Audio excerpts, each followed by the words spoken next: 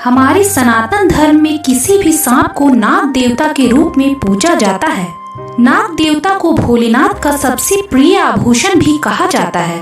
लेकिन सनातन धर्म में सांपों के बारे में ये बताया गया है कि ये कभी भी किसी गर्भवती स्त्री को हानि नहीं पहुंचाते हैं। हमारे बड़े बुजुर्ग ऐसा भी कहते हैं कि जब एक सांप गर्भवती स्त्री के समीप होते हैं तो उन्हें कुछ भी दिखाई नहीं देने लगता है। एक प्रकार से हम यह कह सकते हैं कि वे अंधे हो जाते हैं और अपना रास्ता भटक जाते हैं। हमारे पुराणों में बताया गया है कि आखिर ऐसा क्यों होता है। दरअसल प्रकृति द्वारा सांपों को कुछ ऐसी शक्तियाँ प्राप्त है जिससे उन्हें आभास हो जाता है यदि कोई गर्भवती स्त्री उनके आसपास मौजूद होती है।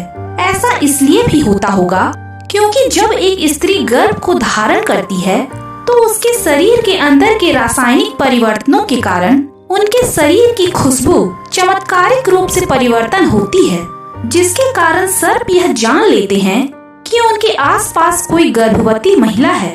ब्रह्मवैवर्त पुराण की एक कथा में यह वर्णन किया गया है कि एक बार एक गर्भवती स्त्री भगवान शिव के मंदिर में ध्यान में बैठी थी।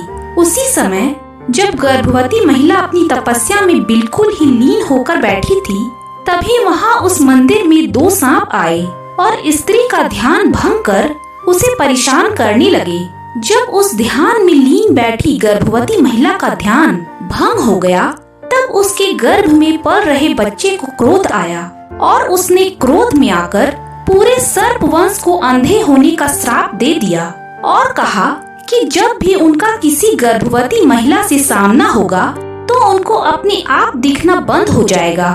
और इसी घटना के बाद से लोग ये जानने और मानने लगे कि जब भी कोई सर्प किसी भी गर्भ को धारण की हुई महिला के समीप आते हैं तो वे अंधे हो जाते हैं और उस गर्भवती महिला को भी नुकसान नहीं होता। कथा के अनुसार इस स्त्री के गर्भ से जन्मा वह शिशु आगे जाकर श्री गोगा जी देव के नाम से प्रसिद्ध हुआ। सांप को मारना हिंदू धर्म में महापाप माना जाता है और यदि कोई गर्भ को धारण की हुई महिला किसी सर्प की हत्या करती है तो उसे दोगुना पाप का भागीदार बनना पड़ता है, जिसका परिणाम उसे जन्मों जन्मों तक झेलना पड़ता है। इसीलिए गर्भवती महिला को सांपों से सतर्क रहने की सलाह दी गई है।